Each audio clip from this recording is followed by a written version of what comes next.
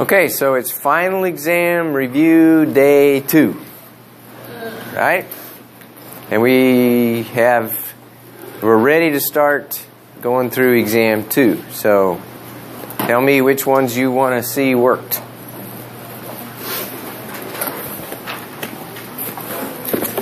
Presley? Number 6 on version B. Number 6 on version B, okay? I got A up there. Let me switch it over.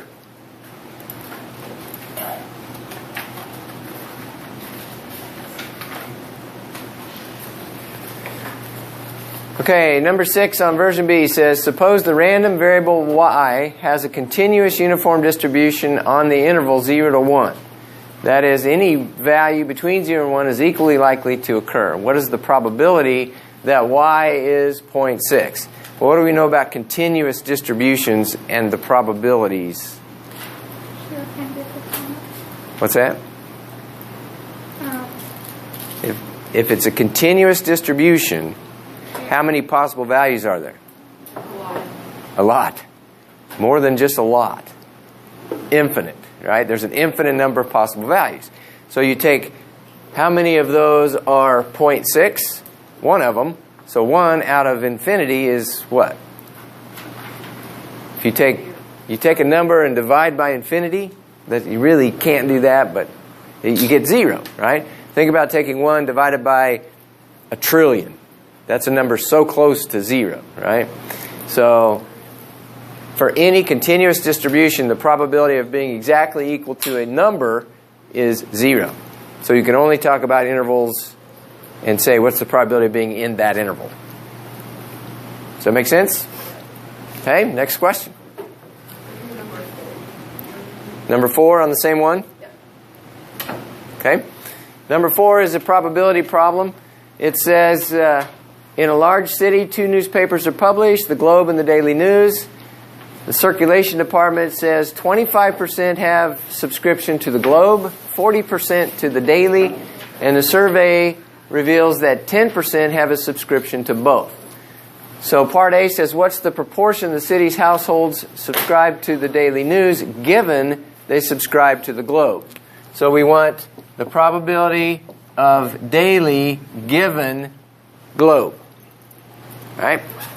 So definition of conditional probability, that's the probability of both happening at the same time.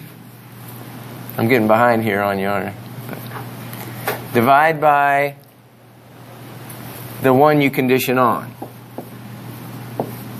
That's just definition of conditional probability. So then this number they give us, probability of subscribing to both the Daily News and the Globe News, is 0.1. And the probability of subscribing to the Globe, 25% have a subscription to the Globe. So that's 0.25. So 0.1 divided by 0.25 is 0.4. Right?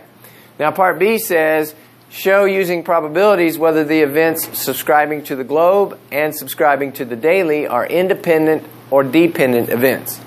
And the key here, it says, show using probabilities. I remember when I graded this test that there were a few people who answered just out of common sense.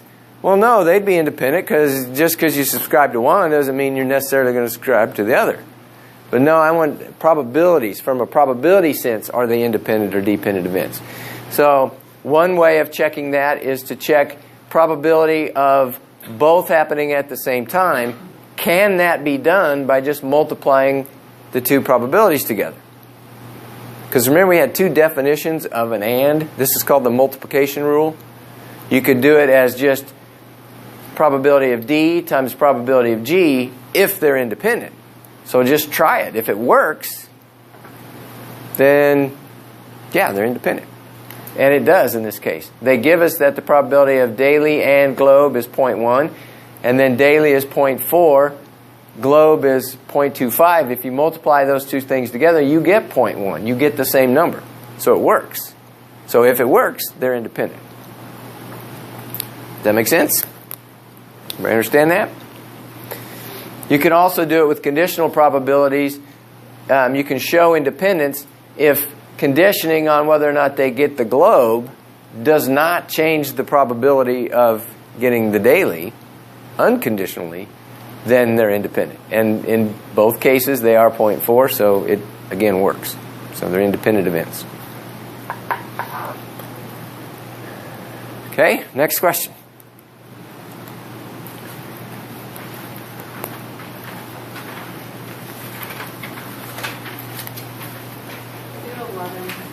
Number 11? Okay. Are you still on B? Oh, yeah, that's the very last one. So it says we got 15 players, 5 men and 10 women in a raffle drawing. 3 are winners. I'm sorry, and 3 winners are to be drawn randomly without replacement. Organize the information in a tree diagram. Well, if you've got 15 players, and you've got 10 of them are women, and 5 are men, and you're going to draw out 3 of them without replacement. So on the first draw, if you get a woman, there's 9 women left for the second draw, but all 5 men are left. Right? So that's what the tree diagram is trying to show. So on the first draw, I have an M over here for man and a W over here for woman. So there are 5 out of 15 chance of being a man in the first draw, 10 out of 15 of being a woman. But then on the second draw, it depends on where you are. If you're here, if you got a man on the first draw, then there's only 4 men left. So it's 4 out of 14. All 10 women are still left, so you have a 10 out of 14 chance of drawing a woman. Does that make sense? Okay. So no matter where you are on the table or on the tree, you can figure out, well, what's the probability that if I'm sitting right here, I get a man on the next draw? We say, well, how many men have I lost? Just that one. So now I have 4 men left out of 13 that are left total because I've drawn twice before. There's only 13 left. Right? So the probabilities fill in accordingly. What do you notice about the probabilities of all of the branches that come out of a single point? They add up to what? Like, for example, right here. There's 2 branches come out of this M. What do these 2 numbers add up to? 13/13ths, or 1. All of them will add to 1. Right? If I had a tree where I had 4 things coming out of each, those 4 things would have to add to 1. Right? Definition of probability. Okay, now part B says, using the tree, compute the probability that all 3 winners are women. Well, when you have things organized in a tree diagram, finding the probability of a particular branch of the tree is pretty easy. You just use the multiplication rule. To get all 3 women, that means probability of woman on the first one, and woman on the second one, and woman on the third one. And the word "and" tells you to do what? Multiply. So you just multiply the probabilities along that branch. All 3 women, that's this branch of the tree. So you have 10/15ths times 9/14ths times 8/13ths. I have to scroll to see what that computes out to, but so that's 0.2637. Now, this one made it easy because it was just one branch. But what if I asked a probability, compute the probability that you get 2 women and 1 man? How would you work that one? 2 women and 1 man. Yeah. And how would you work that? 10 divided by 15 times 8 divided by 14 times 1. 2 women and 1 man. How many branches have that?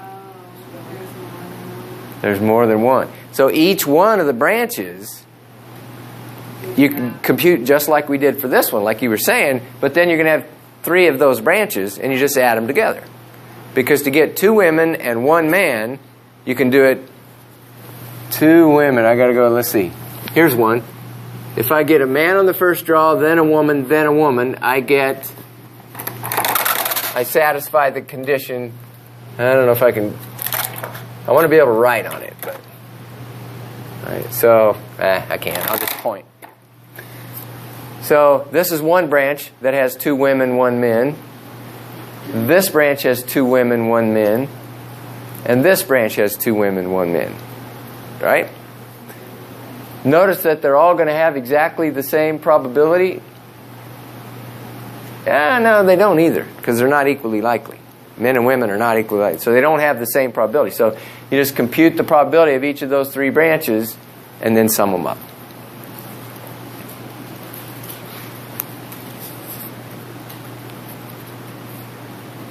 What about at least 1 man? What's the probability you get at least 1 man? You should be done. How many branches have at least 1 man in them? All of them? Except one. We already computed the probability of that one. So what's the answer? 1 minus that. Right? Probability of at least 1 is 1 minus the probability of none. Right? So at least 1 man, 1 minus the probability of no men is the same as all 3 women. So you can use all those rules of probability to make things easier on yourself as you do this. If you wanted to, you could add up those 7 probabilities and add them up. You'll get the same answer. But it'll take you a lot longer. Okay, next question. Using number 8 on page 8 on A, okay.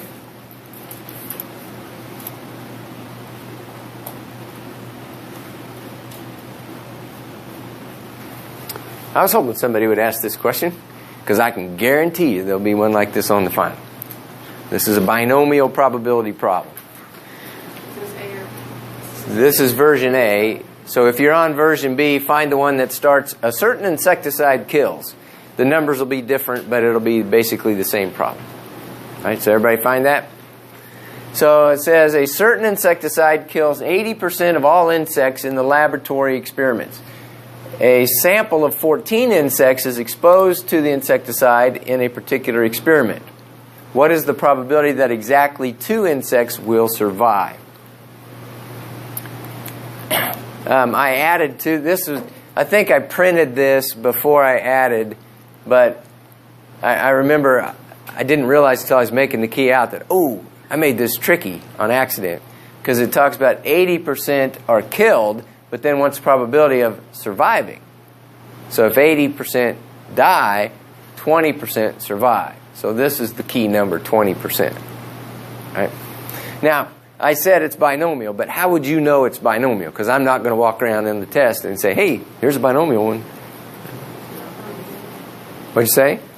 Okay, there's 2 outcomes. They either survive or they die. Right? 2 and only 2 outcomes. What else?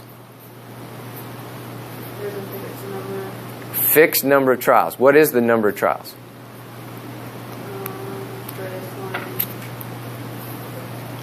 14. A sample of 14 insects. So I got 14 insects, and then each one is a trial, and they either live or die. Right? And then what's the last requirement to be binomial? What'd you say? Independent. The trials have to be independent. Just because this bug died does not influence whether or not this bug dies, then they're independent. Now, the one we just worked about the tree diagram with the men and women, we got 2 possible outcomes, man or woman. We got a fixed number of trials, 3. We're going to draw 3 winners. What is it that makes it not binomial? Independent. We're sampling without replacement, so the probability's changed. Right? Independence means the probability stays the same on every trial. Okay, so it's binomial. The probability that x is equal to 2, you use x equal to anything. For binomial, you use binom PDF. Remember, PDF you use with an equal sign. So it's binom PDF, and the way you enter it is N, P, and X. If you have the newer version, they make it easier for you because they say enter the N, enter the P, enter the X. Right? But here you have, if you have the older style, you have to remember that they're in that order, N, P, X. Right? So just make sure that's on your cheat sheet. So N is 14, P is 0.2, and we want to know the probability of exactly 2 successes. So plug that into binom PDF, and you get 0.2501. Okay? A really common, people read these and they don't realize it's binomial, and I have no idea how to work this, so I want 2 out of 14, and they'll write that down as the answer. Right? But that doesn't work. Right? 2 out of 14 is not the probability of getting 2. Right? It would be in certain scenarios, but not with 20% survival rate. Okay, probability that at least 3 survive. Well, probability that at least 3, that means probability that our random variable x is greater than or equal to 3. Well, on your calculator, you have 2 binomial functions, binom PDF and binom CDF. Neither one of them do a greater than or equal. Binom CDF does less than or equal. So you have to make this into a less than or equal problem before you can work it with your calculator. You could work it by hand with the formulas directly, but if you want to use your calculator, you turn it around. So you do the 1 minus the complement. The complement of greater than or equal to 3 is less than or equal to 2. So if you didn't get at least 3, you must have got 2 or fewer. So 1 minus that. Now you have 1 minus binom CDF. 14 is N. 0.2 is P. And then 2 is the number that's sitting here. A really common mistake there is to put the 3 in over here. But you got to remember, when you take the complement, you have to decrease that by 1. Okay?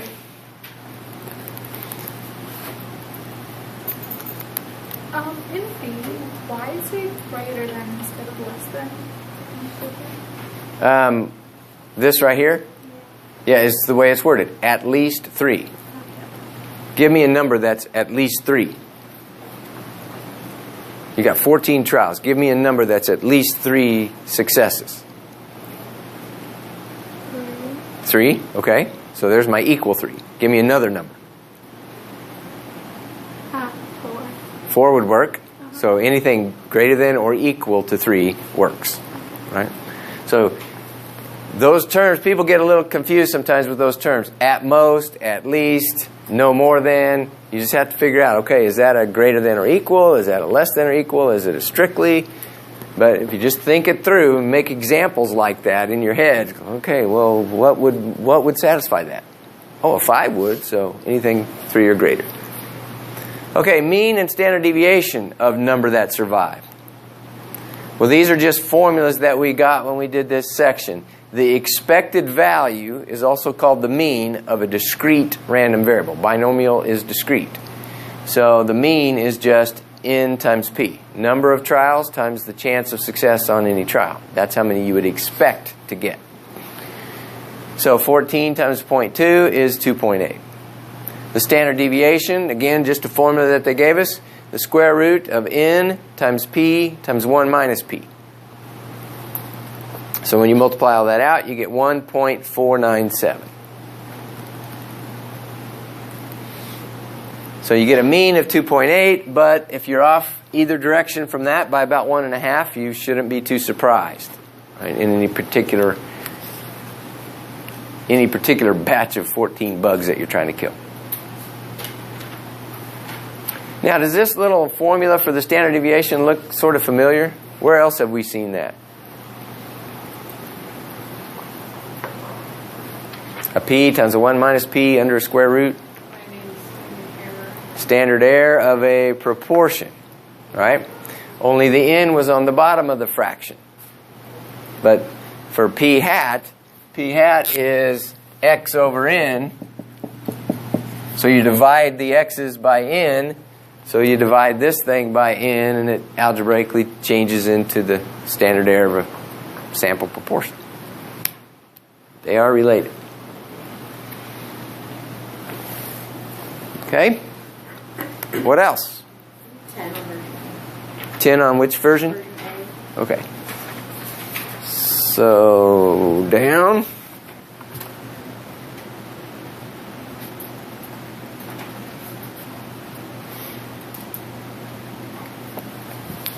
Okay, number 10 says, suppose 22% of the population are smokers. If a random sample of size 500 is selected, what is the probability that the sample proportion who are smokers will be greater than 0.26, i.e. more than 26% are smokers? Round the answer to 4 decimal places. Okay. Well, first thing you should do anytime you read any kind of problem, the first thing you do is stop and think, okay, what kind of a problem is this? What are they asking me to do here? And they're asking me to find a probability. What is the probability that the sample proportion is something? All right? So I'm finding a probability. So in order to find the probability of getting a certain percentage in a sample, I need to know the probability distribution of sample proportions.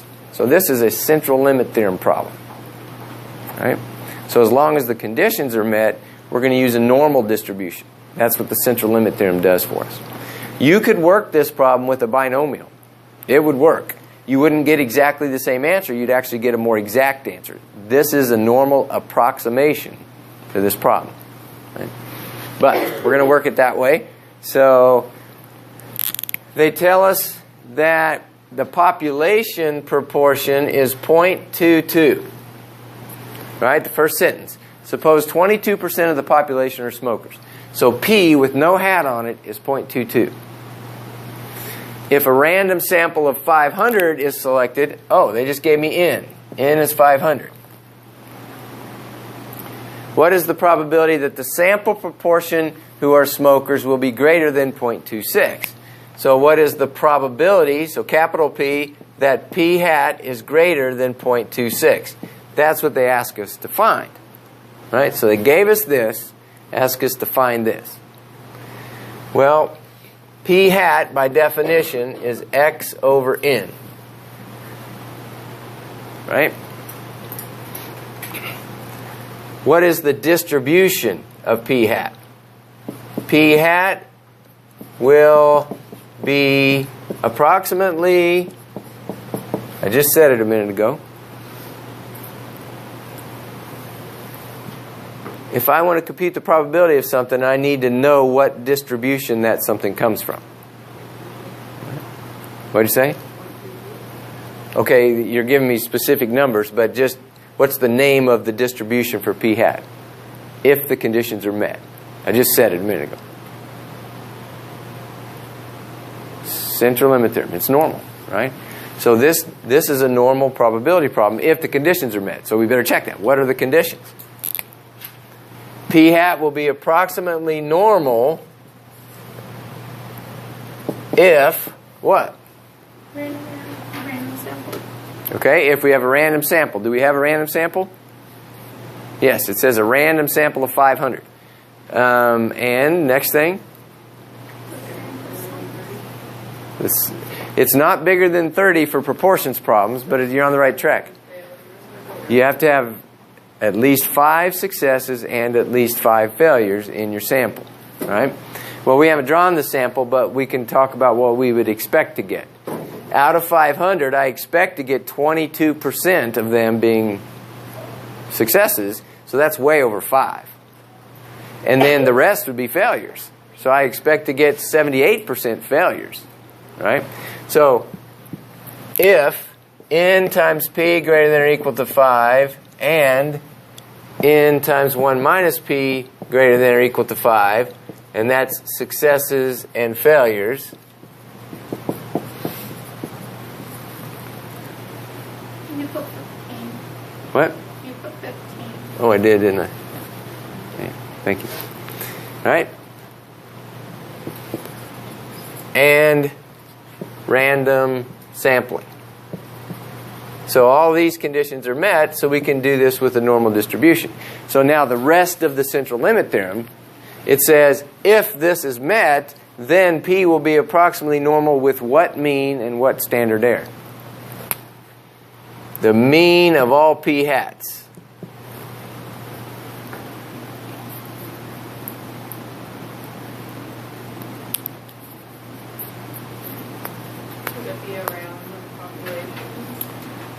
It ought to be, right? So the expected value, or the average of all the P hats, should be the thing you're using P hat to estimate. Otherwise, it wouldn't be a very good estimator, right? So the mean of all the P hats is P, which is 0.22. The standard error of P hat, we were just talking about that one a minute ago. What's the standard error of P hat? Good. Okay, so that is square root of 0.22 times 0.78 over 500. Okay, so I've computed those. P we're just given. The standard error of P hat is 0.0185. 0.0185, and I'll go ahead and keep two more decimal places. 0.18526. So now this probability we can do with normal CDF. We've got everything we need to plug it in. Normal CDF, it says greater than 0.26. So 0.26 up to infinity with a mean of 0.22 and a standard error 0.018526. And that's equal to 0.01542. So it's not a very good chance of that. What's the probability that you could draw a random sample of 500 people and get a sample proportion of 26% or more if it's really only 22%? Not very likely. It's very unlikely that you could get a sample that's that far away from the truth in the population. And it's that kind of thinking that leads us to hypothesis tests. You make some assumption about the population, then you see if the data supports it or not. If the probability that you could get data like this is really small, then you would reject your assumption, called the null hypothesis. Okay? Does that clear it up? Next question.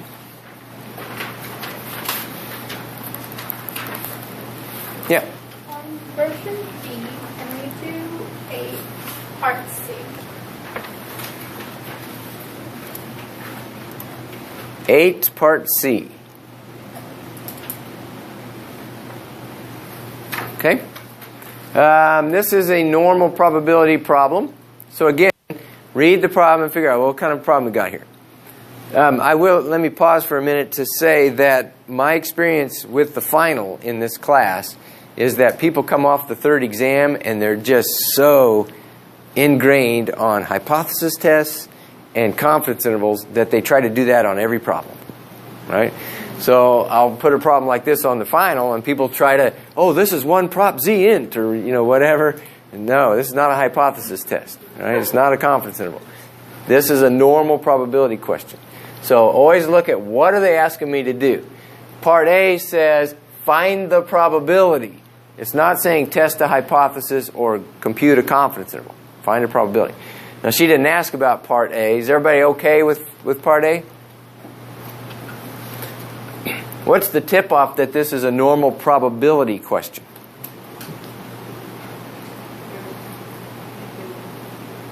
It says find the probability in the first. Okay, it says find the probability. Now how do I know it's normal? Because it says a normal distribution, right? So it usually is that easy to figure out, but you got to take the time to say, okay, what did they tell me here? What am I given? I'm given it's normal. I'm asked for a probability. Oh, normal CDF. Right.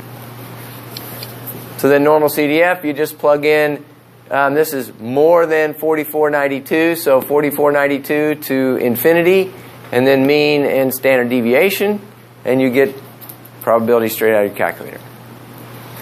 She asked about part C. Part C says find two scores that contain the middle 60% of all baby boy weights. I don't have an eraser. Oh, here we go.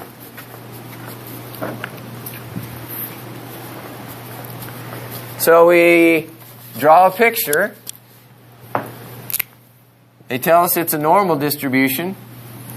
And they tell us it's centered at 3,900 grams. And then what's the standard deviation? 360. So halfway down the hill should be one standard deviation in each direction. So I've labeled that here, so I'm just going to read them off. 3540 and 4260.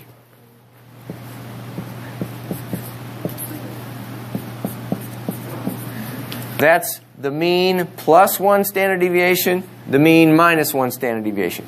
In between there, the dotted lines would be what percent? 68. So from there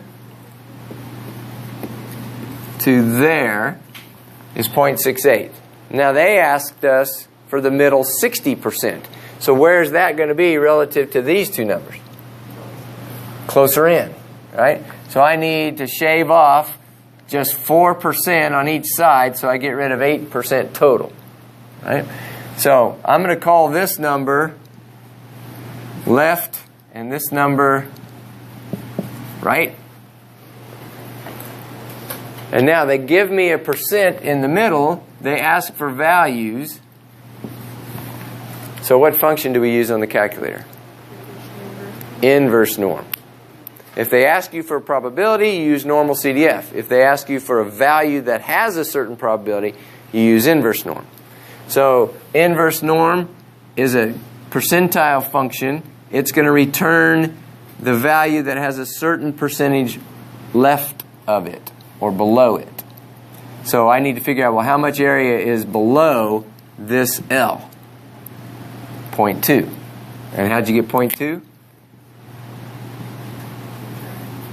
1 minus 0.6 over 2. Half the leftover area, right? And up here, same 1 minus 0.6 over 2. Because 0.6 is in the middle, the remaining part is split into the two tails. So this is inverse norm of 0.2 and a mean of 3,900 and a standard deviation of 360. And that'll give me L. So that's what's done here. It's probably hard for you to read.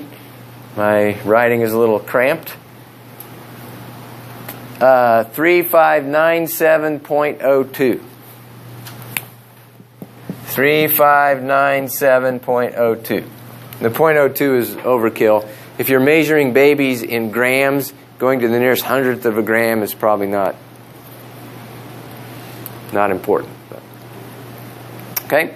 And then to do, that's L. To do R, the right one, how much area is left of it?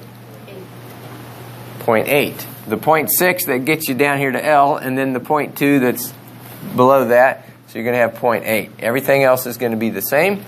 And that number is 4202.98.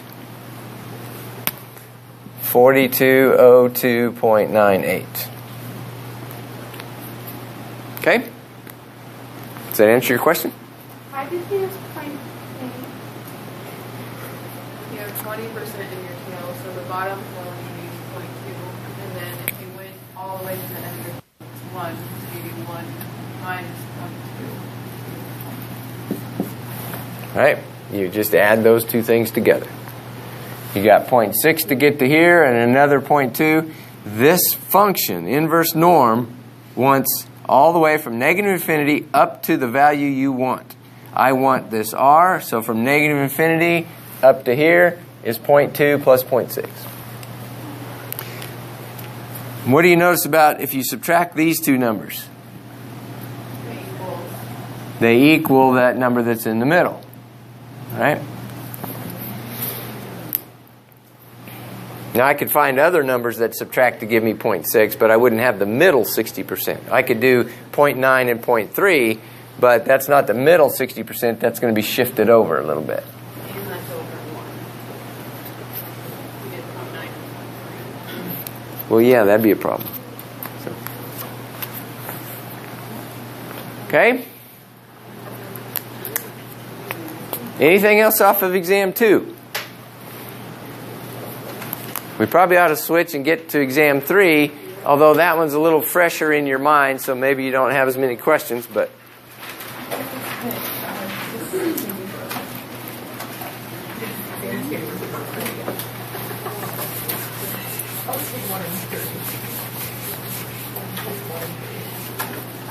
Where do you want to start?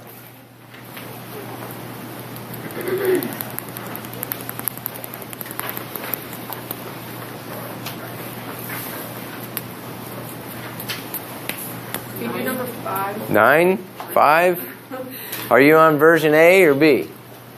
Mine's B. Yours is B and yours is A? She said first, so we'll do that one. Number 9 on version A. Oh yeah, the chi-square test. I can't get it all on the screen at once, so I'll just scroll. The table itself is pretty small here, but number 9 says, refer to the above table. A researcher wants to study the relationship between salary and gender. She randomly selects 384 individuals and determines their salary and gender.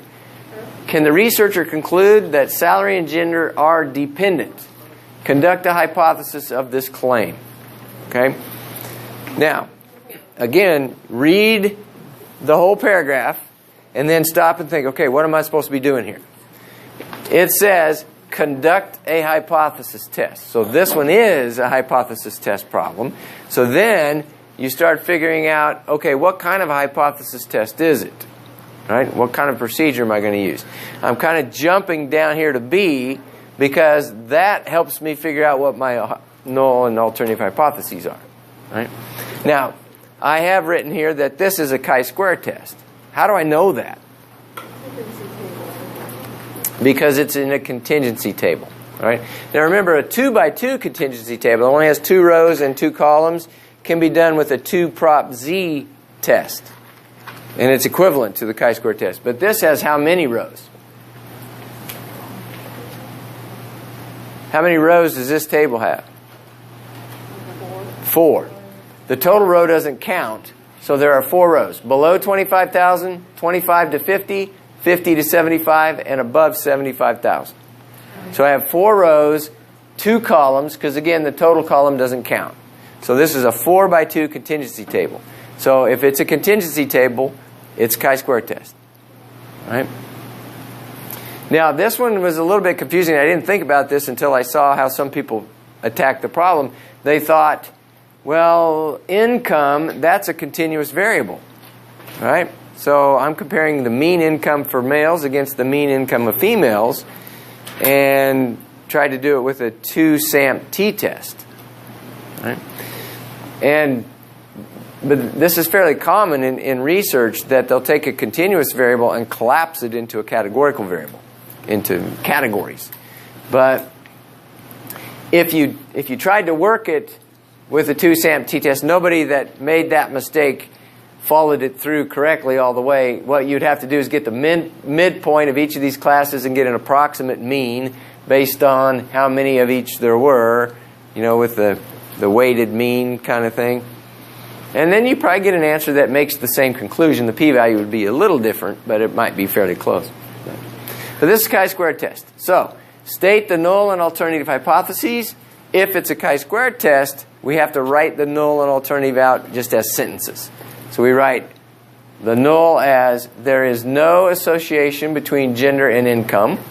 Or you could say gender and income are independent. Either way is fine. The alternative is that there is an association or they are dependent. Right? So, chi-square test. State the necessary assumptions for your procedure in B and decide if they're met. So the necessary assumptions for a chi-square test, random sampling is always the first assumption. And then similar to this, where we had to have at least 5 successes and 5 failures, that's what this essentially says. I need 5 successes and 5 failures in every row. Right? Expected counts. So expected counts are at least 5 in all cells.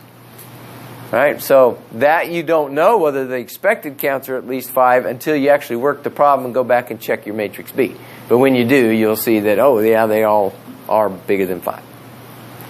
Okay? So now, how do I do it? Compute the test statistic. Let me scroll back up to the table.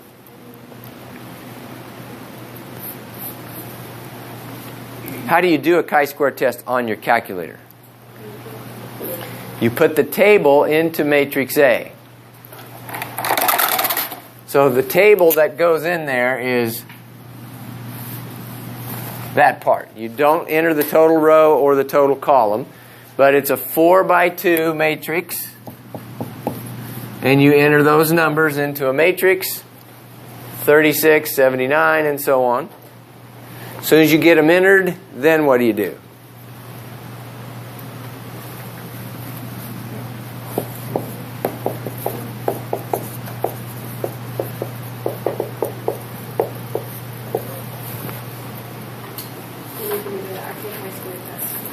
Okay, so then you go to the chi-square test on your calculator. Where do you find all tests? Stat, then tests. So then stat, then tests, and then chi-square test. And it's kind of like that. It's kind of looks like an X, but it's an X that grabbed the corners and stretched or something. Chi-square test. All right? And then you just hit calculate. As long as you use matrix A, you don't have to change anything on that screen. So you just go to chi-square test, go down, hit calculate, and it will tell you the test statistic, the p-value, the degrees of freedom, and it'll put the expected counts in matrix B. So the test statistic should be 21.88, and the p-value is 6.9 times 10 to the negative fifth. So that's one where you have the little e minus 5 out there. Decide whether to reject the null hypothesis. So you always make that decision how? Okay, you take the p-value and you compare it to the alpha. Now I forgot to give you alpha for this problem. It never said alpha anywhere. So when in doubt, you use alpha equal 0.05, but that p-value is going to be less than any alpha you give me.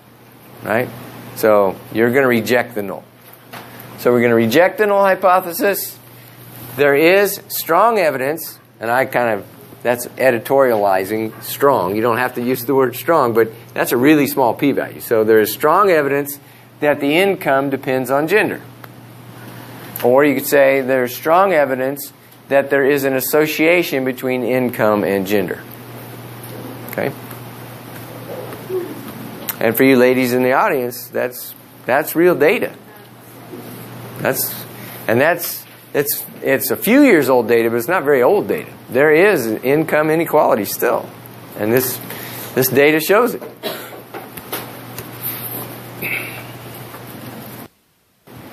So it's up to you to fix the world.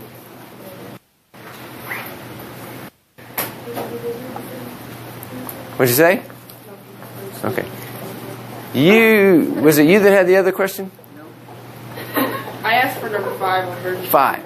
Okay, that's it. 5 on B.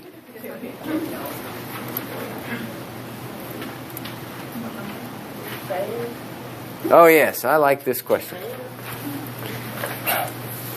I like this question enough to put it on the final even.